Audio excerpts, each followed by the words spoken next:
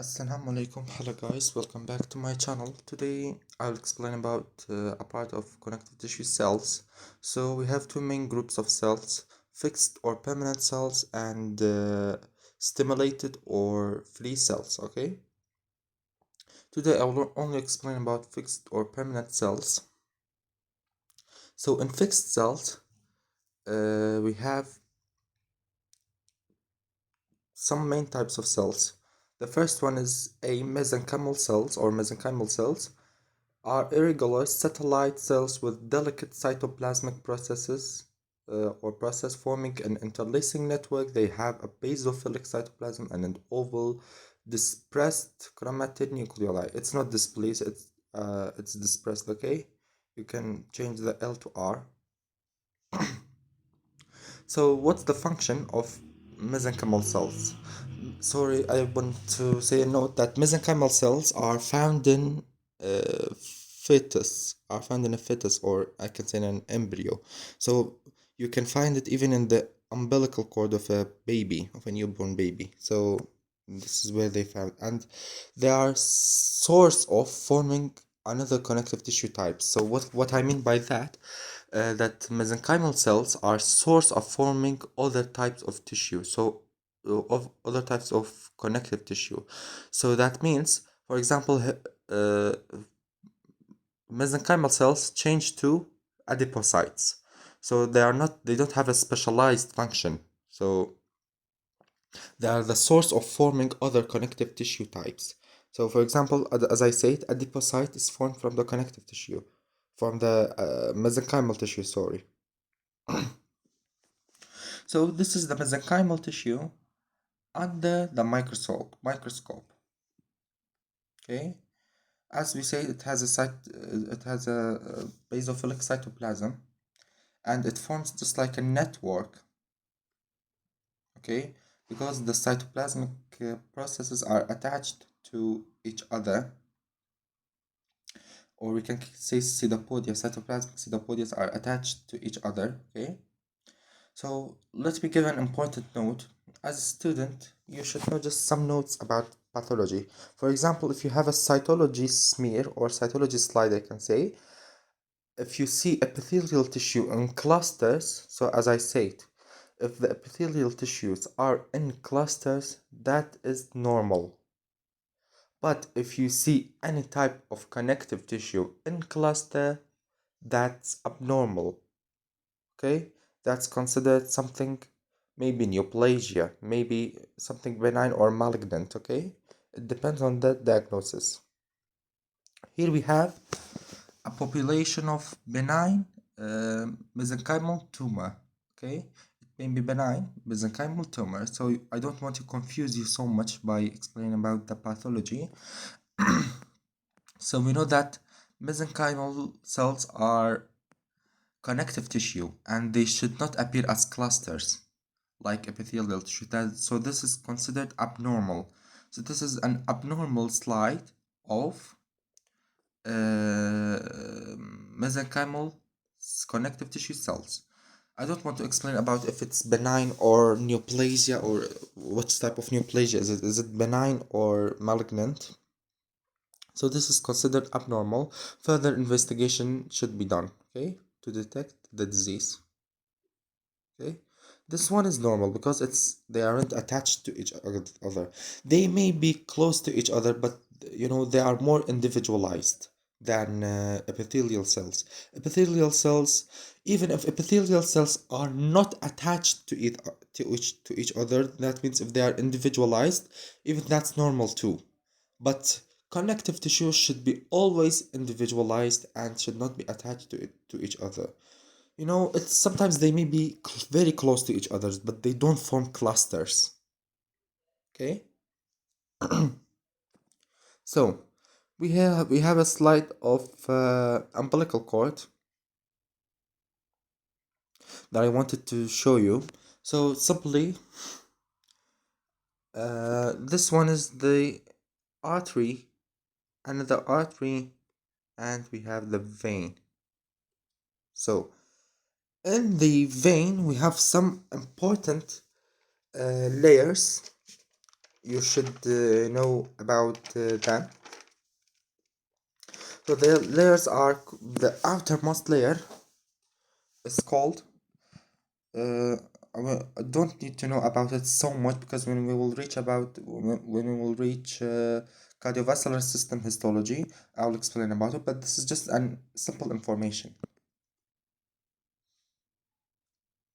Just a simple information about it. The outermost layer, okay, is, which contains fibroblasts. The outermost layer is called the endothelium. So this is not just outermost. We can say this layer that lines here. Let me mention to it.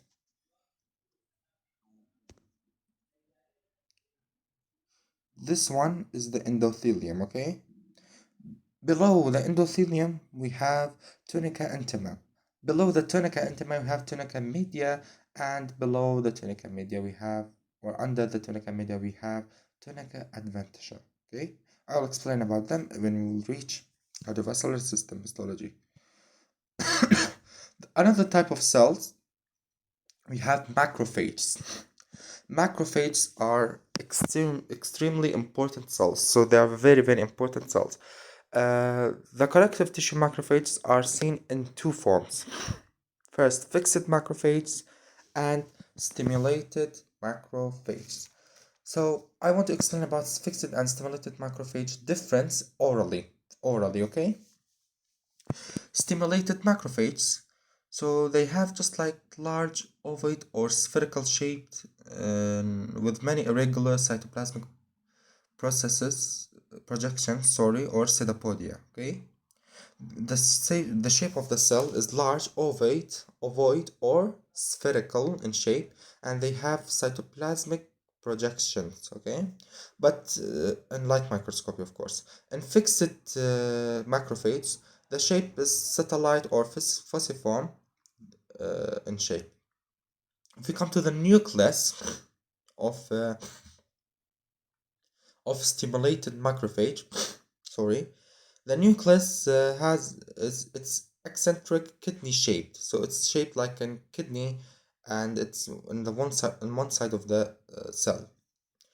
The shape of fixed macrophage nucleus is just smaller and darker. Okay, cytoplasm. If you come to the cytoplasm, both of them have uh, uh,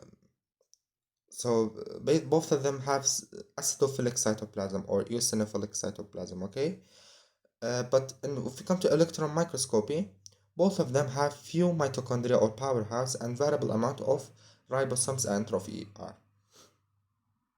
Okay, so fixed macrophages can be distinguished from fibroblasts through fixed macrophages have smaller and darker nuclei, so they give strong positive reactions when sorry, I have sinus.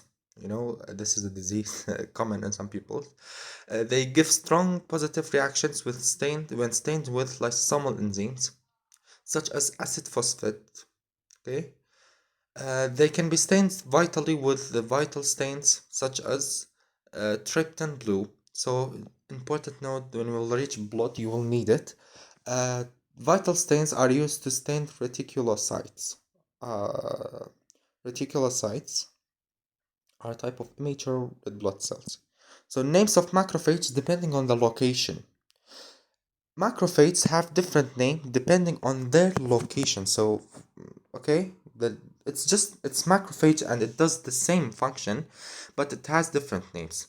Osteoclasts in bone. So macrophages of bones are called osteoclasts.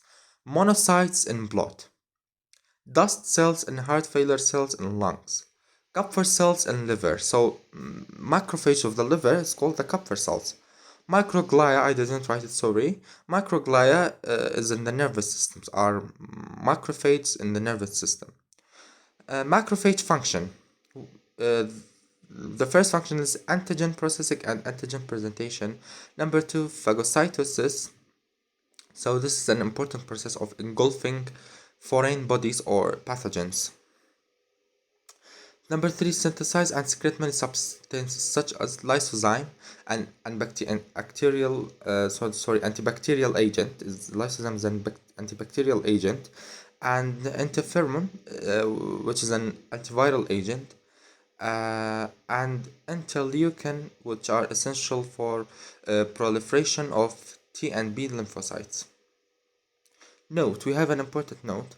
Macrophages can form a giant multinuclear cell by fusing to engulf large foreign bodies. So macrophage fuse or attach to each other to form a large multinucleated cell called a giant cell to engulf large bodies, large pathogens or foreign bodies, large foreign bodies. That's important to know.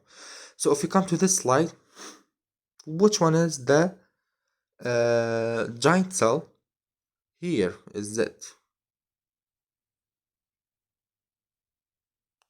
this one. So those are the nucleus. You can see those are the nucleus. So this one is an example of a giant cell here.